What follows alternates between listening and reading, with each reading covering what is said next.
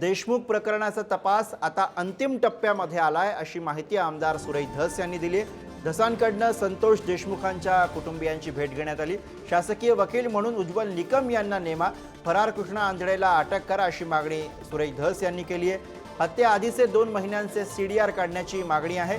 दरम्यान परळीमध्ये आमदार सुरेश धसांना काळे झेंडे यावेळी दाखवण्यात आले।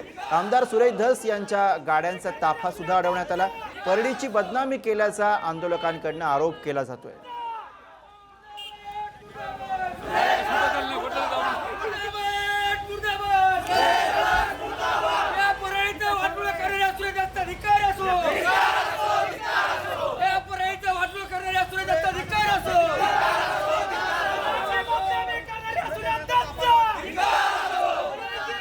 जे पुरावे निघले ते सर्वसामान्य जनतेने जे ह्या चळवळीत आहेत, न्यायाच्या भूमिकेत आहेत, त्या लोकांनी दिलेत।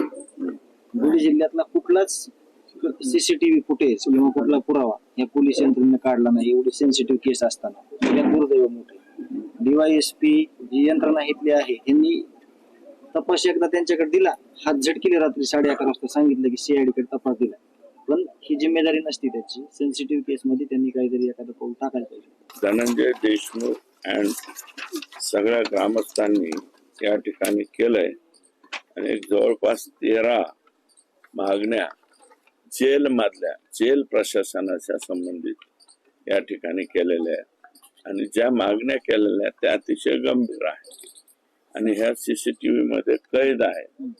या सगळ्याच्या सगळ्या मागण्या तर जेल प्रशासनाकडून सुद्धा याची स्वतंत्र चौकशी व्हावी आणि जे जे कोणी मदत करणारे आहेत यांना आरोपींना हे सगळेचे सगळे जेल प्रशासनामधले लोक निलंबित झाले पाहिजे।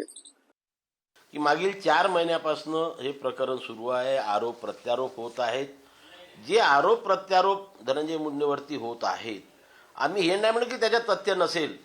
जर त्याच्यामध्ये तथ्य असेल, तशा प्रकारचे पुरावे पोलीस यंत्रणेला किंवा वेगवेगळ्या यंत्रणेला सापडले असेल तर काय तथ्य आहे काय नाही आता हे सरकारने किंवा पोलीस विभागाने स्पष्ट करायला पाहिजे। तोपर्यंत त्याच्यावरती आम्ही वक्तव्य करणार नाही।